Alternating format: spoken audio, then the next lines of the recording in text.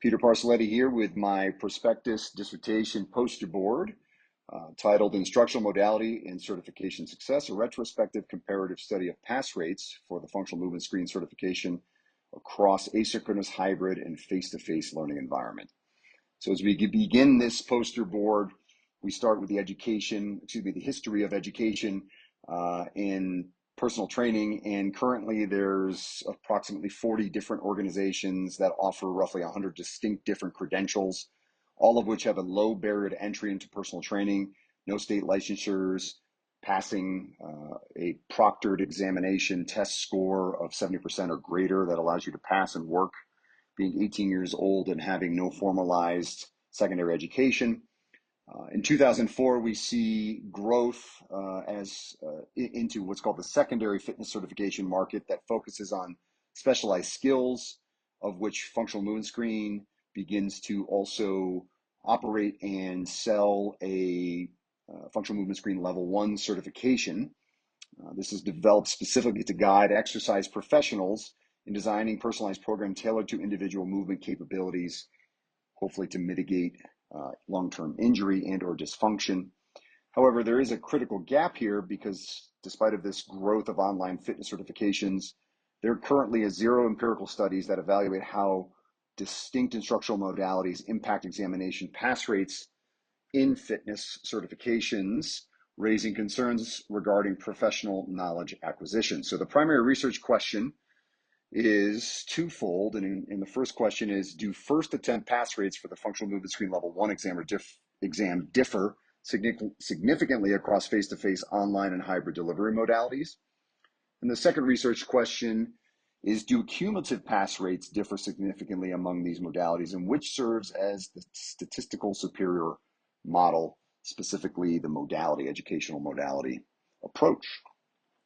The literature review is essentially the history of personal training certification in the United States, which begins in the 1980s and culminates with the major primary organizations, certifying organizations that provide personal training certifications, securing what's called National Commission of Certifying Agencies accreditation, following a high-profile safety litigation that occurred in the early 2000s.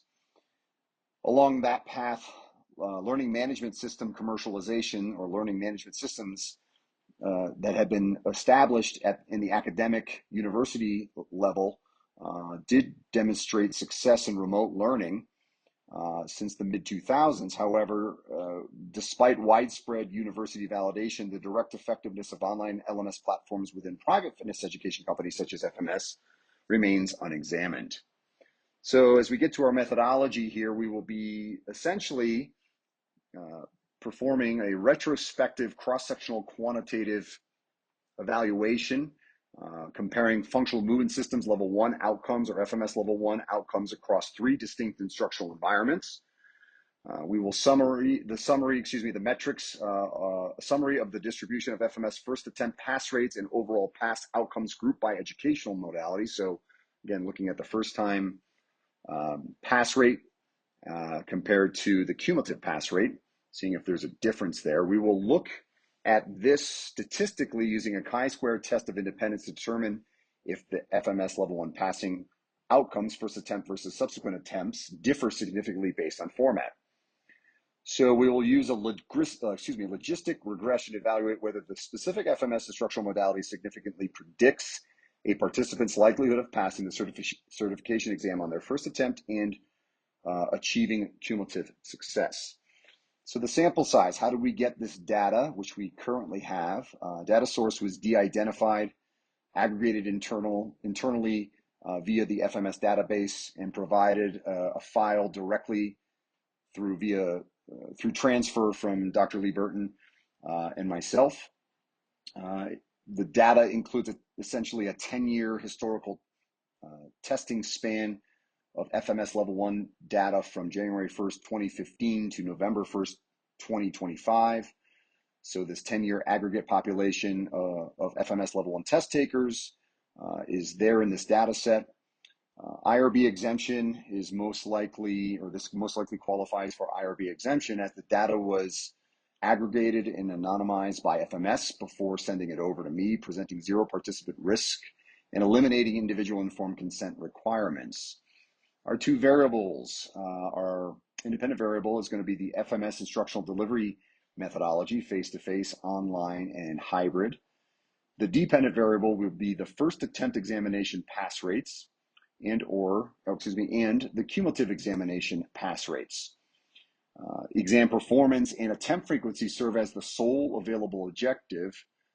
So we are therefore using this data set to quantify how effective each modality might be, because there is no other way to look at success rates at this moment. The final table is the data acquisition steps that were followed from securing the data from Dr. Burton to doing an initial data screen, and step 2, realizing that there were actually test takers that had never taken, taken the FMS exam, so we had those removed.